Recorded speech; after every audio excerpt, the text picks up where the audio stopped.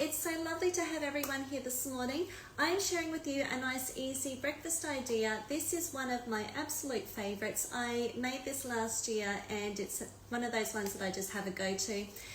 Pancake tray bake. Let's just take the flipping out of pancakes and make it in the oven. It's so much easier, tastes just as delicious, and you get this beautiful thick pancake which is just so soft and moorish that you're going to really enjoy this. And it takes very little amount of time to prep in the morning. The kids could even do this one for you and then pop it in the oven and no one has to do anything. So let's get started. First thing I do is I have my jug of milk here. Now I like to take the chill out of my milk, so I'm just going to pop it in the microwave for 20 seconds. That is that part done. So let's start with the buttermilk. You can use buttermilk from the shops, but if you don't have it, you can make your own. I have got my milk, which is 1.5 cups of milk, and I'm adding in 1 teaspoon of vinegar. You could even do 2 teaspoons if you like, or a little bit more. It really doesn't matter. It's not going to affect anything. If anything, it's just going to make it even better.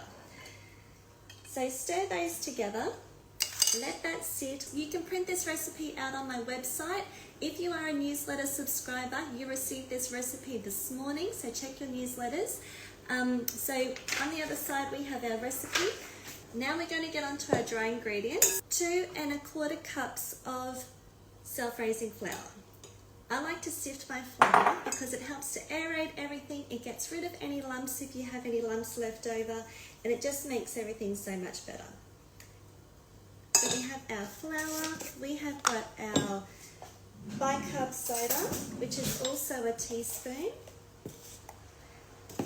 And because sometimes my bicarb is a little lumpy, I just like to sift it through.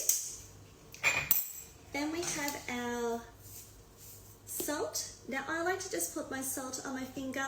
Most recipes call for a teaspoon of salt, which personally I think is far too much salt to put into any baking. So I just like to put it into my hand, get my fingers and a little pinch, and that's all the salt that I use. I know some people use 2 fingers or 3 fingers for their pinches. I've seen chefs do a whole stream of salt into their food. I think it's up to you how much salt you like to use, but I just prefer a little pinch and then that's enough. So we have our flour, bicarb soda and salt. We're going to add in our sugar. This is 1/3 of a cup of caster sugar, and then we're just going to stir those together. And that's that, set that aside. Back to our buttermilk, we have got some vanilla. Now, it's usually about 2 teaspoons of vanilla extract, but I'm just going to use about 1 teaspoon of vanilla paste. I do like to use my vanilla paste. This is the one that I use a lot of, but just use whichever one you can afford because they're quite expensive. I have made my own as well. If you get the best vanilla beans, you have got a beautiful vanilla paste. So into our jug we have our milk, our vinegar and our vanilla. We're going to add in 2 eggs and give that a little whisk. Oops. I do like to whisk like this.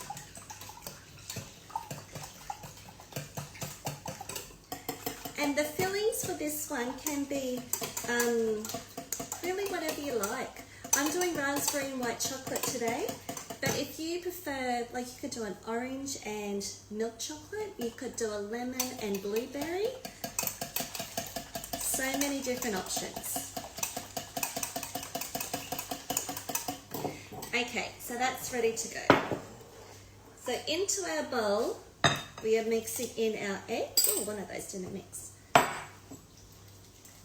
We're going to add in some melted butter. This is about 50 grams of melted butter. You could also substitute that for a plain oil or coconut oil if you prefer. Give that a little mix. Just stir that through very carefully. And it's at this stage that I like to add my mix-ins. So adding in, this is 2 cups of frozen raspberries. You could also use fresh raspberries. It's up to you, whatever you have available at the time. And 1 cup, or this is actually just 1 bag of white chocolate chips. There it goes. and then just stir those through.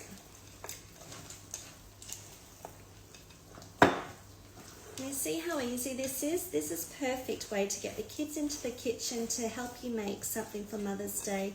The bit of guidance from Dad, of course. And you can have a nice lazy lay-in. You could even make this the day before and just heat it up in the morning if you wish as well. This also makes great lunchbox treats. Perfect for sleepovers, or if the kids have, you know, you just want to do up a big lot of baking for afternoon teas and things like that. This is one of those nice easy dishes. Into my lined tray, just going to place that in. Make sure you scrape down all those sides.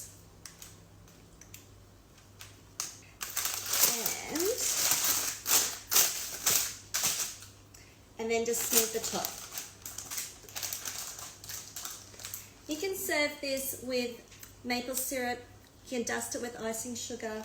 You can add extra berries. You can have some whipped cream or ice cream, yogurt. Whichever way you want to serve it will be absolutely beautiful. And that's that. That is now ready to go into the oven. That's what it looks like there. Oops. So 160 degrees for about 30 minutes. So just like a cake, usually you would cook a cake in a sliced tray for about the same amount of time. So I always find if you can smell it, then you know it's nearly ready to be cooked, come out of the oven. So 160 degrees fan forced, and cook it for about 25 to 30 minutes. And you know it's ready when you just press it lightly in the middle and it springs back, and then it's nice and soft and it's beautiful. I liked it. I let it sit for about 5 minutes or so before I started to try it. It's just so beautiful when it's nice and warmed up, but it's also nice straight from the fridge cold as well. So I hope you all have a wonderful Mother's Day. Let me know if you make this for Mother's Day or if your family makes it for you. I can't wait to see your wonderful creations. Follow me on cookingwithange.com.au. All the socials, I'm on there as well. And I can't wait to see your creations. So thank you so much for joining in on my live here on Instagram. And I'll see you next week. Bye.